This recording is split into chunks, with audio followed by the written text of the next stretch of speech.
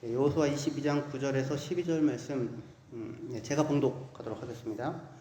루벤 자손과 갓 자손과 므낫세 반 지파가 가나안 땅 실로에서 이스라엘 자손을 떠나 여호와께서 모세에게 명령하신 대로 받은 땅 곧 그들의 소유지 길르앗으로 가니라. 루벤 자손과 갓 자손과 므낫세 반 지파가 가나안 땅 요단 언덕가에 이르자 거기서 요단 가에 제단을 쌓았는데 보기에 큰 제단이었더라. 이스라엘 자손이 들은즉 이르기를 루벤 자손과 갓 자손과 므낫세 반 지파가 가나안 땅의 맨 앞쪽 요단 언덕과 이스라엘 자손에게 속한 쪽에 제단을 쌓았다 하는지라. 이스라엘 자손이 이를 듣자 곧 이스라엘 자손이 온 회중이 실로에 모여서 그들과 싸우러 가려 하니라. 오늘 여호수아 22장 9절에서 12절까지의 본문으로 진심과 사랑이 있어도 라는 제목을 가지고 함께 말씀 나누도록 하겠습니다. 진심과 사랑이 있으면 오해나 갈등이 생겨나지 않을까요? 생겨나죠. 진심이 있고 사랑이 있어도요. 문제는 오해나 갈등이 생겨나는 것 자체가 문제가 아니라 생겨난 것을 어떻게 풀어내는가라고 하는 것이 훨씬 더 중요할 것입니다. 여호수아 22장은 이스라엘 12지파 가운데 생겨난 오해 또는 갈등이 어떻게 풀어지는가를 다루고 있습니다. 이스라엘에 12지파가 있는데 그 중에서 9지파 반과 2지파 반 사이에 오해가 생겨납니다. 그래서 우리가 읽었던 본문 그 12절 마지막에 보시면 9지파 반이 2지파 반과 전쟁을 하겠다고 모이게 돼요. 싸우겠다고. 그런데 감사하게도 전쟁으로 나아가지 않고 중간에 이야기가 소통이 잘 이루어져서 서로가 믿음과 사랑으로 연합된 형제임을 확인하고 하나님을 찬양하는 것으로 모든 이야기가 마무리가 됩니다. 이게 여호수아가 그래요. 여호수아 지금 22장인데요. 여호수아는 24장까지 있거든요. 23장과 24장은 여호수아의 고별 설교입니다. 마지막 얘기고요. 그걸 빼고 나면 22장이 여호수아의 마지막이 돼요. 근데 여호수아는 1장부터 5장까지 이스라엘이 가나안 땅에 들어가는 일을 다루고 6장부터 12장까지는 정복을 다루고요. 13장부터 21장까지는 분배를 다룹니다. 그러니까 지금 가나안에 들어가서 정복하고 분배하는 것까지 얘기가 일단 끝난 거예요. 그리고는 여호수아의 고별 설교를 끝이 나면 될 것 같은데, 그죠? 근데 거기에 22장의 이 이야기, 땅을 차지하고 정복하였는데, 그런데 그리고 분배도 끝났고요. 근데 형제들 가운데 갈등이 있어가지고 그 문제가 어떻게 진행되나 해결이 되고 끝나는 것으로 정복 이야기가 마무리가 됩니다. 그러니까 땅을 차지한 게 다가 아닌 거예요. 그곳에서 함께 서로를 사랑하면서 살아가야 하는 것이 중요한 일이 되는 거죠. 이 여호수아는 이렇게 끝나요. 근데 사사기는 여호수아의 뒷면입니다. 그래서 여호수아에서는 모든 이야기가 다 이상적으로 진행돼요. 우리의 모델이에요. 이렇게 가야 한다. 근데 거기에서 한 발만 잘못 디디면 사사기로 내려갑니다. 그래서 비슷한 상황에서 사사기는 전쟁으로 치닫게 돼요. 근데 여호수아는 전쟁으로 치닫지 않습니다. 중단되고 서로가 서로를 이해하고 서로의 마음을 확인하고 하나님을 찬양하는 것으로 마무리가 돼요. 그 이야기를 우리 같이 살펴보려고 합니다. 지금 이제 9지파 반과 2지파 반이 사이에 서로 이제 문제가 있었는데 그 2지파 반은 누구냐면 루벤 지파, 갓 지파, 므낫세 반 지파예요. 그래서 사진 지도 보시면 이 오른쪽에 보시는 제일 위가 므낫세 반 지파고요. 그 다음에 갓 지파, 루벤 지파 이렇게 지금 되어져 있습니다. 이 동쪽에서 땅을 받게 된 2지파 반이 지금 가나안 전쟁, 정복 전쟁을 마치고서 요단을 건너 지금 돌아가는 이런 상황이에요. 그런 상황에서 이제 어떤 특정한 일이 일어나게 됩니다. 지금 여기 오른쪽 요단 동편의 2지파 반의 경우 모세가 살아있을 때 이스라엘 사람들이 이제 이쪽에서 전쟁을 하게 됩니다. 그래서 아모리 왕 시온과 바산 왕 옥과 전쟁을 해서 이겨서 그 땅을 갖게 돼요. 이스라엘 백성이. 그런데 그때에 모세가 살아있을 때에 루벤 지파와 갓 지파 그리고 므낫세 반 지파는 조금 성격이 다르지만 어쨌든 같이 찾아와서 모세에게 그렇게 요구를 합니다. 우리는 양떼가 많으니까 근데 여기는 양을 치기에 아주 적당한 곳이로 보이는데 그러니 이 땅을 우리들에게 주십시오. 그렇게 이야기를 합니다. 모세가 결국 이들의 요구를 들어줘요. 그래서 이들이 이 땅을 얻고 차지하게 되거든요. 자, 근데 만약에 여러분들이 루벤, 갓, 므낫세 반 지파가 아니라 나머지 9지파 반에 속한 사람들이라고 생각하면 이 사람들이 이렇게 여기 우리 양떼 많은데 여기 양치기 좋으니까 이 땅 우리에게 주세요. 그러면 무슨 마음이 들겠어요? 주시겠어요? 안 주시겠어요? 나는 준다. 아니 양은 니들만 만나? 뭐 이런 생각할 수도 있고 그렇죠. 근데 참 생각해 보세요. 지금 아직 가나안 땅에 들어가지도 않았어요. 그죠? 약속의 땅은 사실은 가나안 땅입니다. 가나안 땅인데 거기 들어가면 더 좋은 땅이 있을지 어떻게 알아요? 양치기에. 그렇지 않습니까? 그러니까 사람마다 이 얘기를 듣고는 왜 이렇게 급하나 이런 생각을 할 수도 있고 들어가서 더 좋은 땅이 있으면 어떠려고 뭐 그런 생각할 수도 있죠. 예전에 제 어렸을 때 저희 아버님이 저랑 같이 밥을 먹다가 저한테 물으셨었어요. 밥상머리 대화 뭐 이런 거라고 하죠. 저한테 묻는 거예요. 옥수수 밭이 있다. 근데 네가 한 번만 지나갈 수 있다. 옥수수 하나를 따올 수 있다. 딱 한 개를. 들어가자마자 제일 큰 게 보이면 너 그거 따고 그냥 나올래? 아니면 중간쯤 가서 따올래? 아니면 마지막까지 가가지고 살펴보고는 딸래? 어떻게 할래? 물으셨어요, 아버님이 저한테. 제가 연애를 시작했을 때였던 것 같아요. 이거를 물으신 게. 한글 집사님은 어떻게 하실래요? 들어가자마자 딴다? 중간쯤 가서 딴다? 마지막까지 가서 딴다? 중간쯤? 네. 저기 성진 형제님. 들어가자마자 바로? 마지막은 없어요? 마지막까지? 네. 예, 우리 황 집사님은 마지막에. 저는 뭐라고 했을까요? 안 들어가? 기억이 안 나요. 뭐라고 했는지. 저희 아빠가 저한테 물어본 건 기억이 나는데 내가 뭐라고 대답했지 그건 기억이 안 나요. 근데 각자 다 이렇게 다른데 지금 사실 그런 상황 비슷할 수 있어요. 처음 지금 이 땅을 얻었는데 와 좋다, 이 양치기 좋다 그렇게 생각할 수 있는데 아니 들어가 보지도 않고서 가나안 땅에 그 땅에 들어가면 훨씬 더 좋은 땅이 있을지 어떻게 알아요 사실은. 근데 이 사람들이 이 땅 우리에게 달라고 이 땅 좋다고 얘기를 하는 겁니다. 근데 사실은 이 땅은 루벤과 므낫세 반 지파만 싸운 건 아니거든요. 이스라엘 전체가 같이 싸웠습니다. 그런데 이제 그걸 달라고 하니까 그러면 사실 공평하지 않을 수 있잖아요. 그래서 모세가 너희 다 같이 들어가서 같이 싸워야 된다 얘기를 이렇게 하는 중에 이 사람들이 그렇게 먼저 제안을 합니다. 우리가 이 땅을 얻는 대신에 요단을 건너서 우리 형제들과 함께 다 같이 건너가서 같이 싸우겠습니다. 같이 싸우고 가장 앞에 서서 싸우겠습니다. 선봉에 서겠습니다. 그리고 우리 형제들이 땅을 다 차지할 때까지 끝까지 같이 싸우겠습니다. 그리고 난 다음에야 비로소 돌아와서 우리의 이 땅을 우리가 얻겠습니다. 그렇게 얘기를 해요. 모세가 그 조건으로 그렇게 해야 된다. 너희는 같은 하나님의 백성이고 한 형제이니까 너 여기 땅 차지했다고 그냥 여기서 눌러 있으면 안 되고 같이 가서 같이 싸우고 형제들이 다 땅을 차지하면 그리고 와서 돌아와야 한다. 예, 그렇게 하겠습니다. 어때요? 받아들일만 하죠? 그렇죠? 그래서 다른 지파들도 다 받아들이고 이렇게 받아들이게 돼요. 이 사람들이 약속을 그렇게 해요. 먼저 이야기하고 우리가 앞서 싸우고 끝까지 싸우겠습니다. 실제로 그렇게 합니다. 실제로.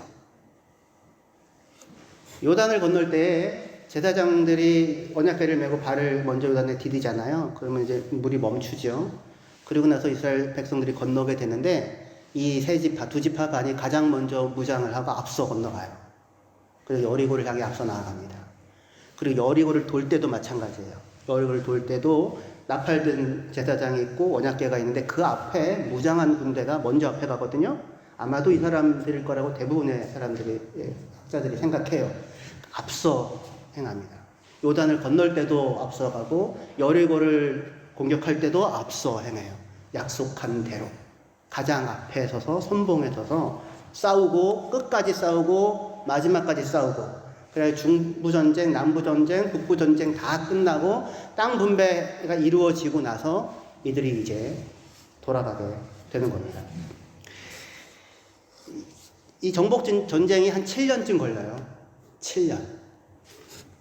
7년간 가족과 떨어지고 자기 자녀들과도 떨어진 상황에서 자기 몫의 땅이 아니라 형제들 몫의 땅을 얻게 하도록 그렇게 싸웁니다. 하나님과 모세와 형제들 앞에서 한 말을 그렇게 이제 충실하게 지켜내요. 그리고 나서 드디어 여호수아의 축복을 받고는 이제 자기 고향으로 돌아갈 수 있게 됐어요.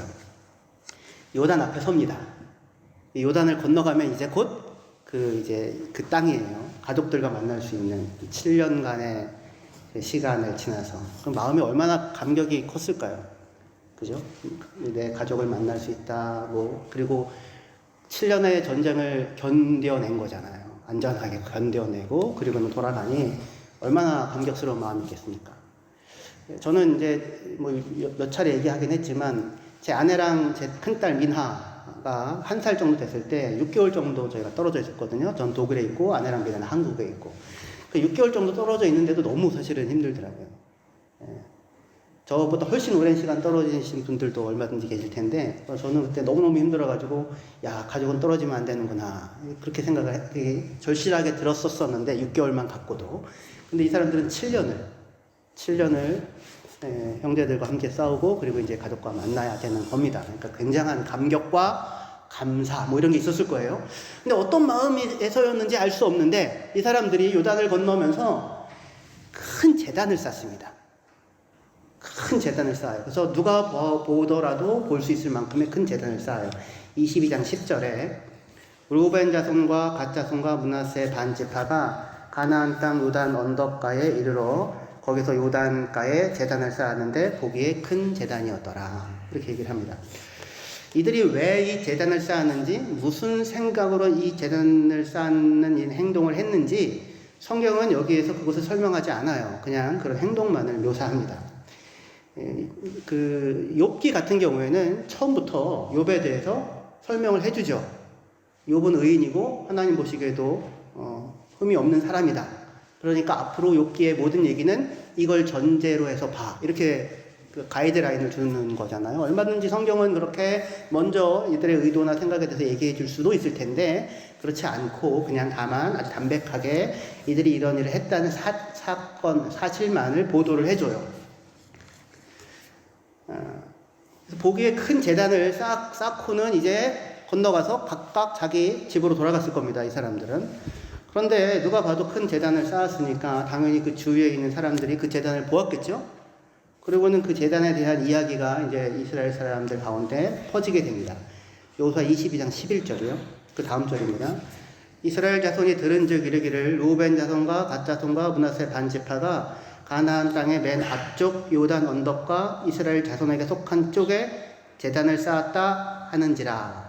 이런 이제 말이 있게 돼요. 이스라엘 자손이 들었다라고 합니다. 어떤 말을 들었냐면 루벤, 갓, 므낫세 반 지파가 가나안 땅의 맨 앞쪽 요단 언덕과 이스라엘 자손에게 속한 쪽에 제단을 쌓았다. 사실은 이 번역이 되게 쉽지 않은 번역이에요. 그래서 저는 사실 확신을 못합니다. 이 제단이 요단 이쪽 편에 제단이 있는지 저쪽 편에 있는지. 사용된 단어가 에베르모이라고 해가지고 요단 저편에 그냥 말이에요. 그러니까 이쪽 편에 있는지 저쪽 편에 있는지는 모르겠는데, 대부분의 영어 성경은 이쪽 편에, 서쪽 편에 이스라엘 사람들이 있는 쪽이라고 번역하는데, 반대편이라고 번역하는 사람도 있어요. 그런 이제 분들도 있습니다. 어쨌든 간에 어디 요단을 건너고 거기 어딘가 경계쯤에다가 제단을 쌓고는 간 거예요.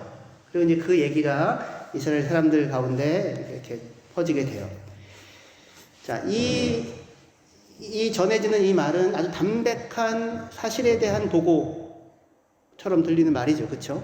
물론 애매해요. 어디서 쌌는지는 잘 모르겠어요. 그거를. 그런데 이 이야기를 듣고는 이스라엘 사람들이 모여서 전쟁을 하겠다고 모여들게 됩니다. 여호수아 22장 12절이요. 예, 이스라엘 자손이 이를 듣자 곧 이스라엘 자손의 온 회중이 실로에 모여서 그들과 싸우러 가려 하니라. 이렇게요. 그러니까 싸우러 가려고 했다는 얘기는 이 요단 동편의 두 지파 반이 쌓은 제단에 대해 나름의 해석이 있는 거죠. 그렇죠? 저거는 잘못됐다. 이거는 문제다. 싸워야 한다라는 해석이 있는 거죠. 그렇죠? 그러니까 싸우러 가겠다고 하는 겁니다. 근데 사실은 아직 요단 동편 두 지파의 입장은 나오지 않았어요. 성경이 그들이 스스로 입을 열어 말하기까지 이 이유에 대해서 침묵한 채, 다만 성경은 갈등이 벌어지는 것과 그것이 어떻게 해결되어지는지에 대한 과정을 묵묵하게 그냥 따라갑니다. 루벤, 간, 므낫세 반지파가 요단 경계 쪽에 제단을 쌓았다라고 하는 것이 말의 전부인데, 근데 이스라엘 백성들은 그들이 어떻게 생각하냐면 그들이 여호와를 따르는 데서 돌이켰다라고 생각을 해요. 그래서 싸우겠다고 나서게 됩니다. 나중에 이스라엘 사람들이 와가지고 하는 말을 들어보면 그래요. 그러니까 제단이 쌓여졌는데 그것이 대한 이야기가 돌고, 근데 이스라엘 사람들이 생각할 때는 이거는 하나님을 섬기는 것과 반대편 방향이구나, 여호와를 따르는 데서 돌이켰구나, 이렇게 이제 판단을 하고는, 그리고는 무기를 들고 싸우겠다고 모여든 상황인 겁니다. 근데 생각해 보십시오. 지금 이 싸우겠다고 아홉 지파 반이 칼을 들고 싸우겠다고 모인 그 상대방은 누구예요? 누구랑 싸우겠다는 겁니까? 두 지파 반, 예. 루벤 지파, 갓 지파, 므낫세 반지파죠. 근데 이 루벤, 갓, 므낫세 반지파는 도대체 누구인가요? 지난 7년 동안 자기들의 가족과 아이들과도 떨어진 상태에서 이 아홉 지파 반과 더불어서 가장 앞에서 자기들과 함께 싸웠던 사람들이었죠. 요단을 건널 때 앞장서서 건넜고 가장 앞에 서서 여리고 전쟁에 나섰던 사람들이었습니다. 처음부터 앞서 싸웠고 마지막까지 같이 싸워준, 그래야 여호수아가 축복하며 떠나보낸 사람들이었어요. 그냥 오다 가다가 만난 사람들이 아닌 거죠. 생사고락을 함께 했었던 사람들이었습니다.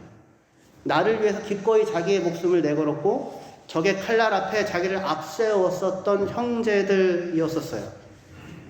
모세 앞에서, 그리고 형제들 앞에서 했던 그 말, 그 약속 하나를 지키기 위해 마지막까지 신실했던 사람들이었습니다. 그렇죠? 그래서 그 일을 다 마치고 그리고 돌아가는 형제들인데, 근데 그들이 제단을 쌓았다라고 하는 그 말을 듣고는 그들과 전쟁을 하겠다고 칼을 들고 모이는 일이 생긴 거예요.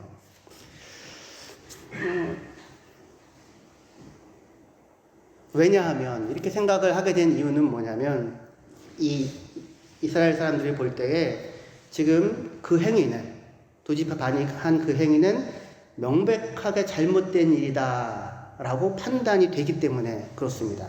왜 그러냐면 신명기 12장에 따르면 중앙성소법이라는 게 있어요.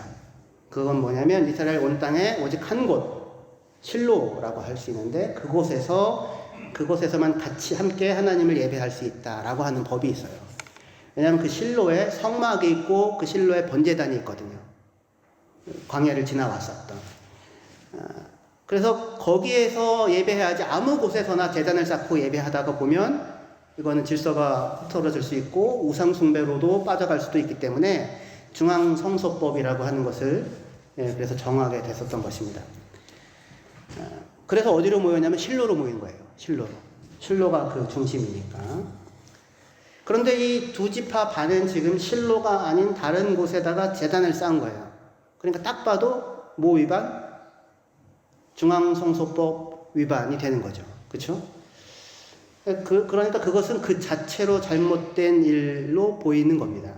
그러니까 분노하고 그리고는 칼을 들고 나아가게 돼요. 칼을 들고 모였는데 이들이 그냥 칼을 빼들고 나가서 싸웠다면 그러면 사사기가 되는 겁니다. 그러면 사사기에서도 비슷한 일이 있거든요. 이스라엘 11지파랑 베냐민 지파가 서로 갈등이 문제가 생기거든요. 근데 모여가지고는 칼 빼두고 모여가지고 누가 먼저 올라갈까요? 하나님한테 물어요. 근데 유다가 먼저 올라가라. 그래가지고 싸우는데 온판 깨지고 온판 깨지고 그래서 양쪽 다 서로 이렇게 많이 죽고 베냐민은 거의 멸절할 때까지 600명밖에 안 남아요. 그런 이제 비극적인 상황이 벌어지거든요. 칼을 빼들고 그냥 무작정 나갔다면 사사기로 갈 수 있었을 텐데 여호수아잖아요. 여호수아는 그 일을 안 갑니다. 여호수아는 그 일을 안 가고 다행스럽게도 이들이 대표단을 뽑아서 보내게 돼요. 그리고는 묻게 됩니다. 묻는 내용이 여호수아 22장 15절이에요. 예, 그들이 길르앗 땅에 이르러 르우벤 자손과 갓 자손과 므낫세 반 지파에게 나아가서 그들에게 말하여 이르되 여호와의 온 회중이 말하기를 너희가 어찌하여 이스라엘 하나님께 범죄하여 오늘 여호와를 따르는 데서 돌아서서 너희를 위하여 제단을 쌓아 너희가 오늘 여호와를 거역하고자 하느냐 이렇게 얘기합니다. 너희가 왜 제단을 쌓으니? 라고 묻는 게 1번일 텐데 그죠? 근데 일단은 이들이 칼을 들고 모인 이상 이미 해석이 어느 정도 끝났기 때문에 너희가 어찌하여 여호와께 범죄했니? 너희가 어찌하여 여호와를 따르는 데서 돌이켰니? 그리고 너희를 위하여 제단을 쌓았니? 이렇게 이제 추궁을 하게 됩니다. 근데 나중에 이 사람들 두 지파 반의 이야기를 들어보면 이 사람들은 단 한 번도 하나님을 따르는 데서 돌이킨 적이 단 한 번도 없었어요. 온전한 마음으로 하나님을 따르고 있었던 사람들이었습니다. 그런데 지금 이 와가지고는 하는 얘기가 어찌하여 이렇게 하였느냐, 어찌하여 범죄하였느냐, 어찌하여 하나님을 따르는 데서 돌이켰느냐 이렇게 이제 이야기를 해요.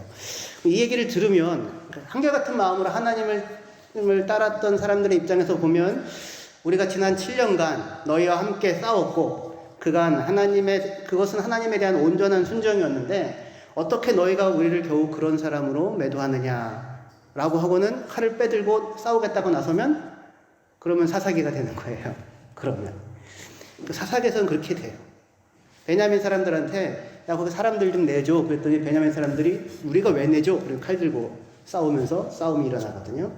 근데 여호수아는 이쪽도 칼 들고 먼저 치지 않고 저쪽도 승질 난다고 상처가 받았다고 칼 들고 먼저 치지 않고 다 같이 멈춰서서 이야기를 하게 됩니다. 근데 그들이 그렇게 사사기로 나아가지 않고 서로가 나중에 하나님을 찬양하는 것으로 이야기가 마무리가 되는데 그렇게 되어줄 수 있는 이유는 뭐냐면 이들이 와가지고 추궁을 하잖아요. 너희가 어찌하여 하나님을 따르는 데서 돌이켰니? 어찌하여 범죄했니? 이렇게 이야기하잖아요. 근데 그렇게 이야기하는 이 사람들의 마음에 뭐가 보이냐면 하나님을 향한 진정한 사랑이 보여요.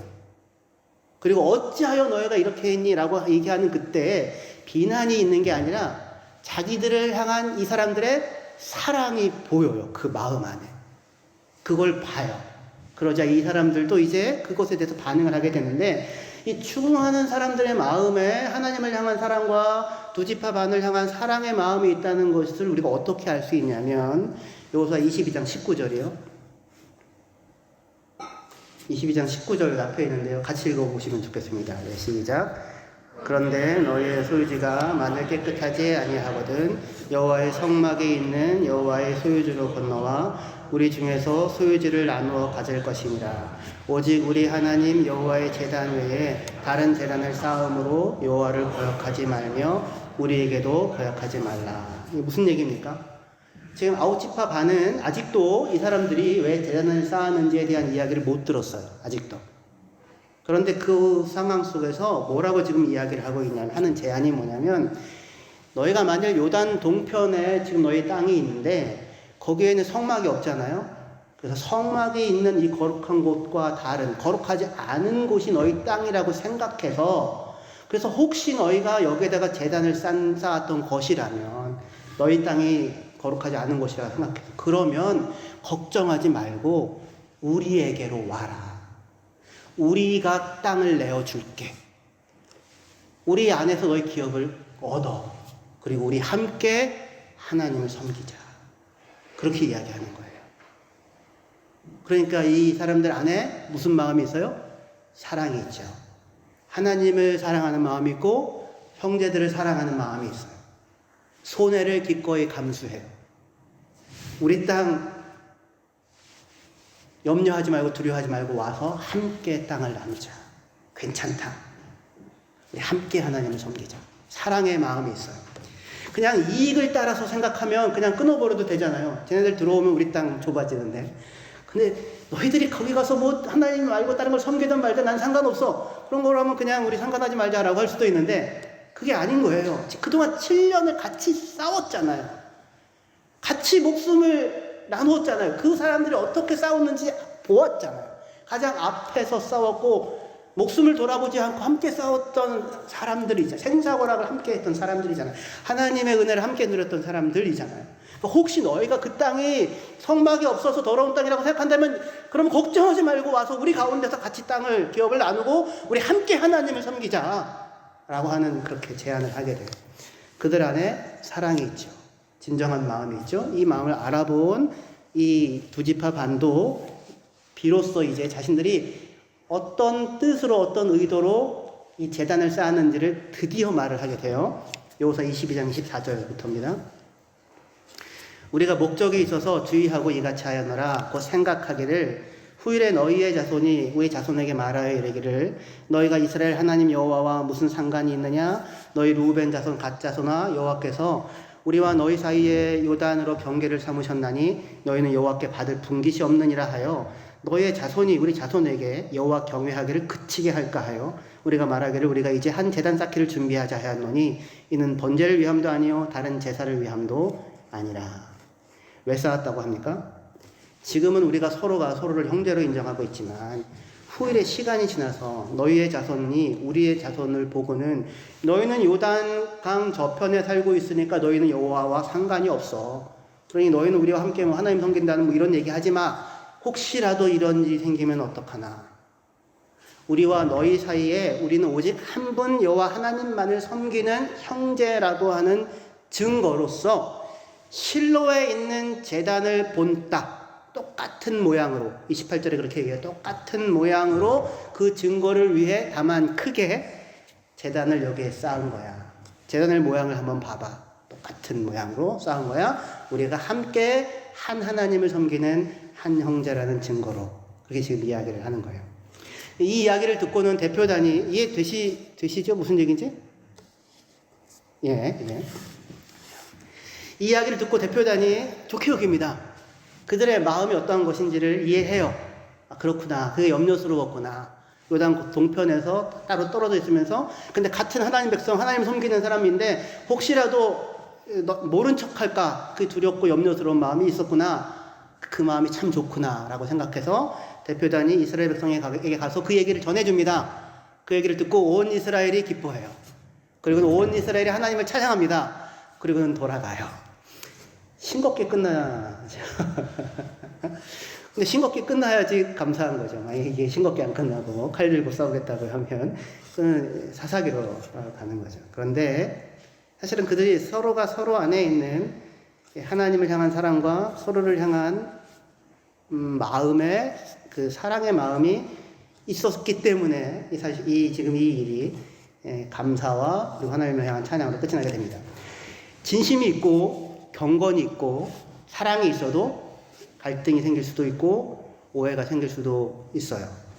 소통의 부재와 미숙으로 인해서 얼마든지 이런 일이 생길 수 있습니다. 문제는 그런 일들이 생긴다고 하는 것이 문제가 아니라 그 문제를 어떻게 다루고 해결해 가는가가 중요하죠. 그죠? 좋은 공동체는 충돌이 없는 공동체가 아니라 그 충돌을 해결할 수 있는 창구가 열려있는 공동체입니다. 대화가 열려있는 공동체입니다. 서로 이야기를 하고 서로의 마음을 알아보고는 그럼 우리 하나님을 찬양하자 이렇게 끝이 나잖아요. 대화라고 하는 거는 대화의 목적은 뭔가요? 대화의 목적은 여러분들이 굉장히 많아가지고 사실은 분들이 대화의 목적은 서로 간의 차이를 없애는 게 목적이 아니에요. 서로 간의 차이를 없애는 게 대화의 목적이 아니라 차이를 아는 겁니다. 다르구나. 그리고 그 차이를 갖고 있는 상대를 인정하고 그 상대에 대한 이해의 폭을 넓히는 게 대화의 목적이죠. 상대방을 설득해서 다 내 말 듣게 하는 것이 대화가 아니에요. 그 아내분들이요, 남편이 아무리 말을 해도 변하지 않는다고 뭐라고 하지 마세요. 남편은 거기에 동의합니다. 예, 따르고 싶어요. 예, 아내님이 말씀하시는데 어찌 거역할 마음이 있겠습니까? 안 돼요, 근데. 그걸 인정해 주세요, 그거를. 대화의 목적은 서로가 다르다라는 차이를 없애는 게 목적이 아니고요, 다름을 아는 거예요. 그런데 다르지만 그 다른 우리가 그럼에도 불구하고 같은 마음을 품고 있다고 하는 것을 아는 게 중요해요. 그래서 대화를 통해 우리가 도달을 해야 하는 자리는 서로 간에 똑같은 생각을 갖는 것이 아니라 서로를 향하여 같은 마음을 갖고 있다는 걸 확인하는 거예요. 사랑하는구나. 귀하게 여기는구나. 함께 하나님을 섬기고자 하는 마음이 있구나. 바울이 그렇게 얘기해요. 먹는 자도 주를 위하여 먹고 먹지 않는 자도 주를 위하여 먹는다. 유대인과 이방인 얘기예요. 유대인들은 주를 위하여 먹지 않아요. 이방인들은 주를 위하여 먹어요. 나를 지키는 것도 마찬가지예요. 우리 중에 누구도 자기를 위하여 사는 자가 없고 자기를 위하여 죽는 자가 없나니 살아도 주를 위하여 살고 죽어도 주를 위하여 사는데, 그런데 똑같은 진심인데 어떤 사람은 먹지 않는 것으로 그 진심을 표현하고 어떤 사람은 먹는 것으로 그 진심을 표현해요. 하나님께서 그들을 다 받으셨어요. 서로를 향한 마음을 확인하자. 서로를 향한 마음을 하자. 우리에 대해서 진심이구나. 하나님에 대해서 진심이구나. 서로 확인하자. 서로 기뻐하고 서로 하나님을 찬양하고는 돌아가는 것으로 끝이 나게 됩니다. 사실 생각해보면, 아니, 거기 왜 느닷없이 거기다 제단을 쌓아요? 그렇지 않나요? 근데 생각해보세요. 요단을 건너가면서 얼마나 감격스러웠을까요? 이 사람들이. 아까 제 6개월 만에 아내와 아들, 미나를 본 것만으로도 제가 감격스러웠거든요.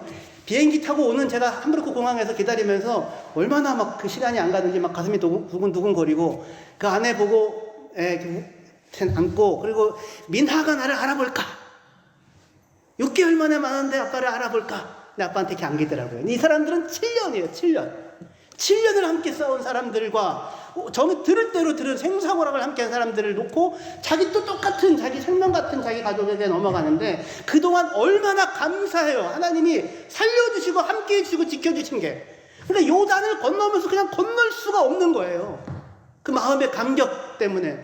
우리 여기 그냥 건널 수 없다. 제단을 쌓고 실로에서 보았던 것과 똑같은 제단을 쌓고 우리가 함께 한 마음으로 하나님을 섬기는 한 형제임을 우리 여기다 확인하고 가자. 그 마음이 들었겠죠. 그래서 거기다 제단을 쌓고 갔던 겁니다. 이게 그들의 진심이었죠. 얼마든지 얘기할 수도 있어요. 얼마든지. 아니, 미리 얘기하고 가지. 미리 제단 쌓겠다고 가지. 가서 얘기했으면 아무 문제가 없잖아. 그죠? 근데 그게 처음부터 생각이 났을 리가 없고, 요단 앞에서 생각이 났을 것이며, 생각이 났으면 그냥 제단 쌓기 전에 좀 얘기하고 하지. 그럴 수도 있는데, 이 사람들이 누구예요? 루벤 지파, 갓 지파, 므낫세 단 지파. 옥수수밭에 들어가자마자 따가지고 나오는 사람. 요단 동편 보자마자 여기 하나님, 여기 내 땅. 이런 분들이잖아요. 거기에 감격이 되고 마음의 기쁨이 있으니까 바로 행동하여서 그 감격을 표현하는 그 마음을, 그런데 양쪽 다 와서 확인하고 마주쳐요. 알아봐요. 그러나 아무 말 없이 함께 하나님을 찬양합니다. 한국 역사상 가장 훌륭한 어머니가 누구입니까? 한국의 역사상? 신사임당? 예. 성진의 신사임당. 예. 신사임당이 한테 밥 한 끼 얻어 드셨어요? 신사임당이 똥기저귀 갈아주셨습니까? 5만 원을 줘요, 5만 원을? 그래서 훌륭한? 신사임당이 훌륭하죠, 물론. 근데 신사임당이 저희한테 밥 한 끼를 해줬습니까? 똥기저귀를 갈아줬습니까? 성진 형제의 어머님이니까 제일 훌륭한 어머니예요. 그쵸? 한국 교회 역사상 가장 훌륭하고 사랑이 많은 성도들이 누구입니까? 저기 어디 훌륭한 목사님이, 한국 교회 역사상 가장 훌륭한 목사님이 누구세요? 손영환 목사님이세요? 손영환 목사님이 여러분들 위해서 기도를 하셨어요? 신방을 갔어요. 너무 울면서 기도를 했어요. 그러시면 안 됩니다. 여러분들 곁에 있는 성도들이에요. 밥을 해주고 울며 기도하고 찾아가고 손을 만져주는 그 사람들. 그 마음을 갖고 그 마음을 아는 성도. 그것이 사사기가 아니라 여호수아의 영광을 만들어내는 것입니다. 우리 램사인 한인교회가 그렇게 서로가 서로 안에서 때로는 말의 방식이 다르고 우선순위가 다르고 어떤 사람은 먼저, 어떤 사람은 중간에, 어떤 사람은 나중에 하는 행동들이 혹시 다를지라도 하지만 우리가 모두가 동일하게 주를 위하여 주를 사랑하는 마음으로 서로가 서로를 섬기고 있는 성도라고 하는 사실은 우리 모두가 함께 확인하고 알 수 있는 것입니다. 옆에 계신 분들을 귀하게 읽어주십시오. 세상에 이보다 더 훌륭한 성도는 없습니다.